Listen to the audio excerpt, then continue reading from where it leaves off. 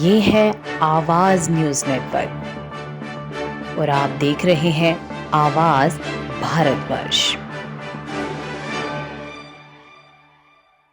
नमस्कार, मैं हूं मुकेश और आवाज भारतवर्ष के इस विशेष कार्यक्रम में आप सबका स्वागत है।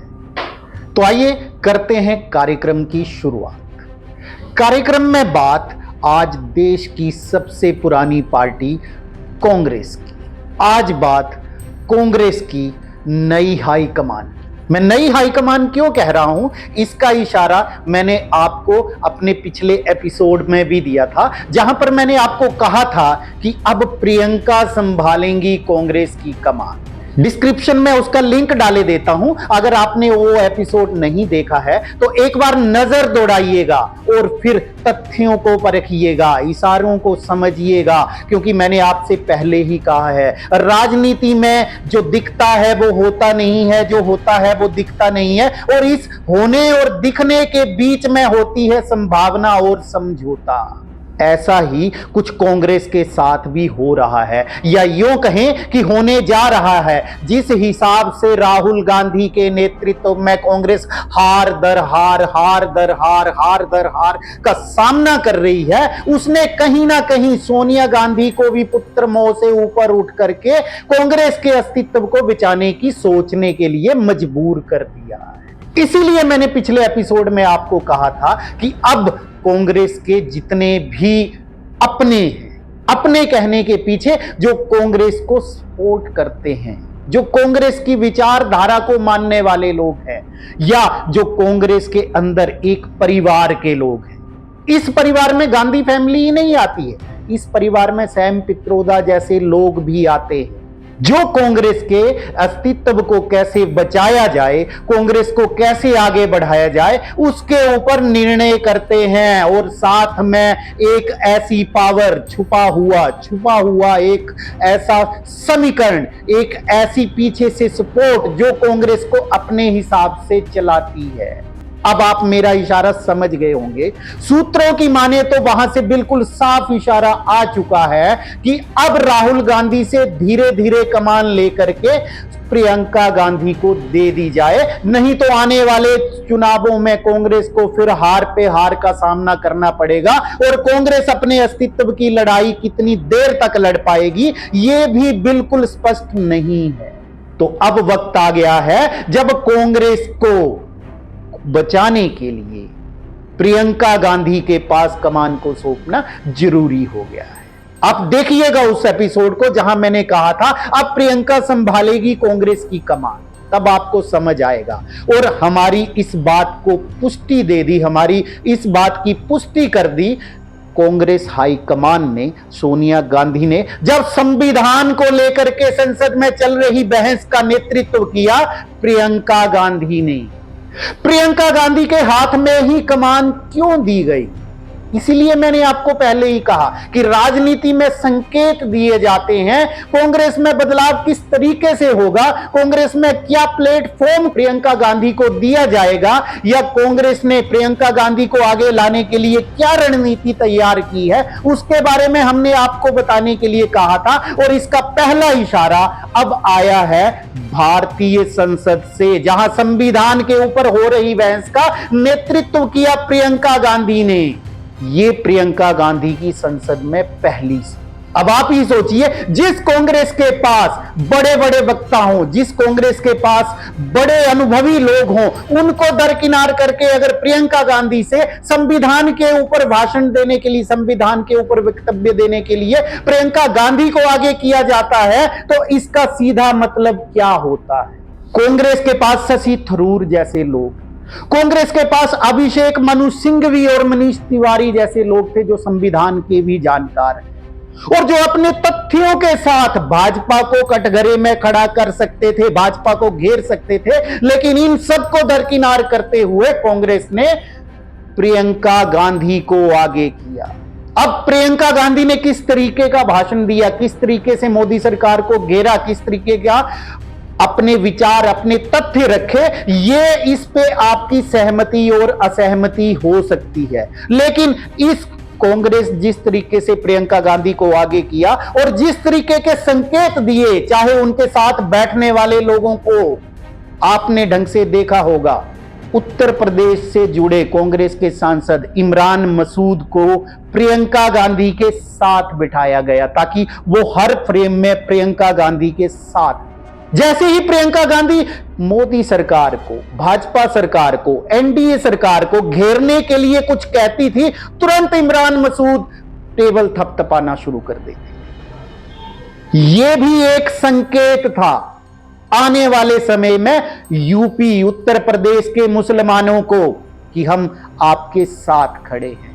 इस भाषण के दौरान प्रियंका गांधी के पहनावे का भी खास तौर पर ध्यान रखा गया। उनकी छवि उनकी दादी की तरह ही दिखाने की कोशिश की गई। आपने देखा होगा इंदिरा गांधी के साड़ी पहनने का अंदाज, साड़ी के पल्लू जिस तरीके से निकाला जाता था, सेम उसी तरीके से प्रियंका गांधी का भी ड्रेसअप किया गया। प्रियंका गांधी की इमेज भी उनकी दादी की तरह ही छोड़ने का कांग्रेस के रणनीतिकारों ने पूरा प्रयास किया। अब इस प्रयास में कितने सफल हुए हैं ये तो आने वाला वक्त ही बताएगा, लेकिन प्रियंका गांधी का पहनने का अंदाज, कहने का अंदाज, चुटकियां लेने का अंदाज और चश्मे से अपनी दादी की तरह ऊपर देखने का और तंज कसने का अंदाज बिल्कुल हूबहू इंदिरा गांधी की तरह ही दिखाने का प्रयास हुआ।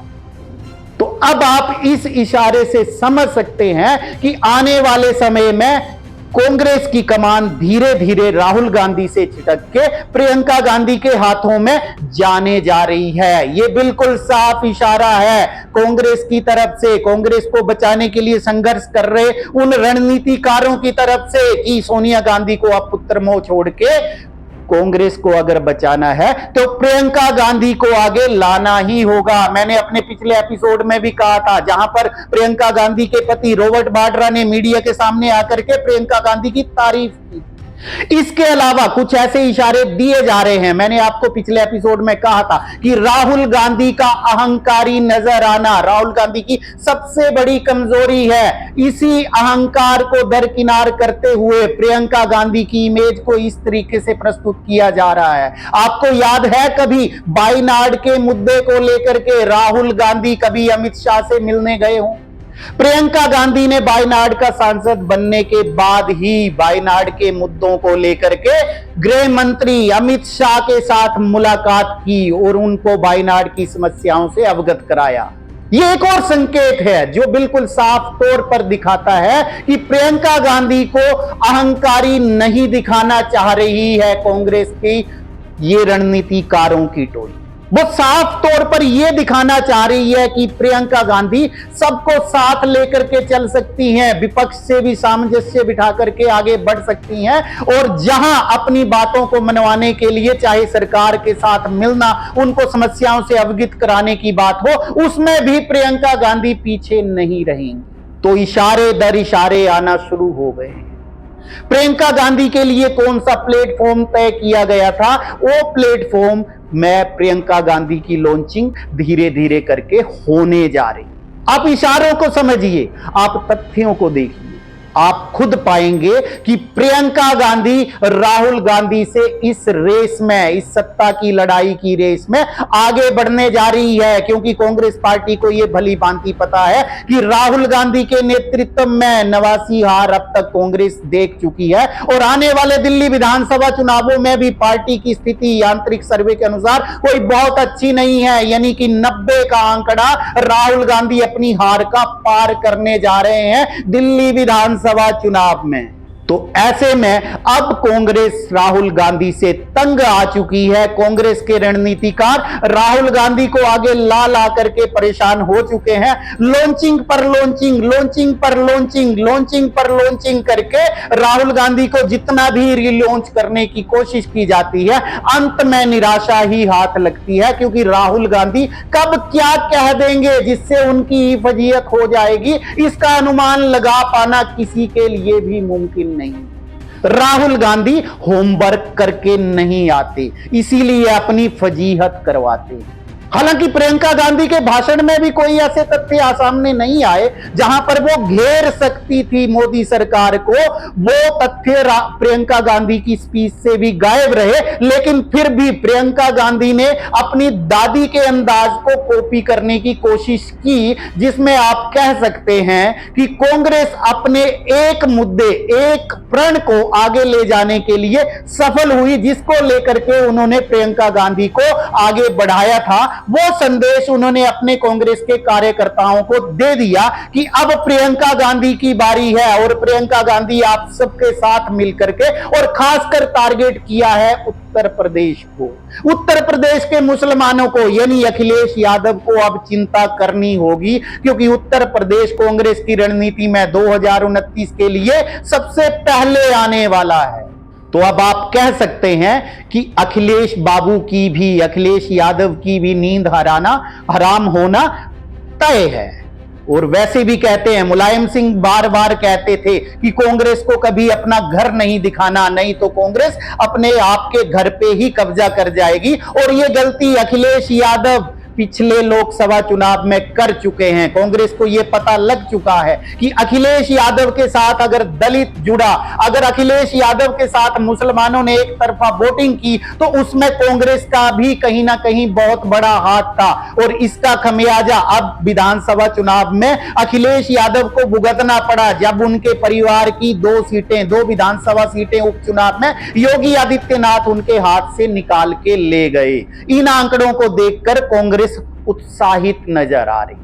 तो अब आने वाले वक्त में क्या होगा, प्रियंका गांधी किस तरीके से कहां कहां टेक ओवर करेंगी, इसके ऊपर भी हम आपको सारी जानकारी देते रहेंगे। लेकिन इतना तय है, अभी पार्टी सूत्रों की माने तो राहुल गांधी और प्रियंका गांधी के बीच एक सामंजस्य बिठा करके आगे बढ़ने का प्रयास होगा। और प्रियंका गांधी धीरे धीरे पहले संगठन को टेक ओवर करेंगी, और उसके बाद 2029 में जब भाजपा भी पीढ़ी परिवर्तन के दौर से गुजरेगी, तो ऐसे में प्रियंका गांधी को आगे ले आकर के कांग्रेस अपनी सत्ता की लड़ाई लड़ेगी। ये पार्टी सूत्र दावा कर रहे हैं। बाकी कांग्रेस के अंदर क्या चलेगा, क्या होगा, क्या गतिविधियां होंगी, क्या डेवलपमेंट होगी, उसको हम आपको धीरे धीरे बताते रहेंगे जैसे ही जानकारी हमारे पास आती रहेगी। लेकिन जाते जाते आप सबसे फिर से विनम्र अनुरोध कि अगर आपको हमारा कंटेंट पसंद आ रहा है तो कृपया हमारे चैनल को सब्सक्राइब करें, हमारे वीडियो को लाइक करें, शेयर करें, कमेंट करें और जन जन तक हमारी आवाज को पहुंचाने का प्रयास करें। बहुत बहुत धन्यवाद, नमस्कार। अगर आप हमें YouTube पर देख रहे हैं तो हमारे चैनल को सब्सक्राइब करें और बेल आइकन को दबाना ना भूलें। अगर आप हमें Facebook पर देख रहे हैं तो कृपया हमें लाइक, शेयर और कमेंट करना ना भूलें।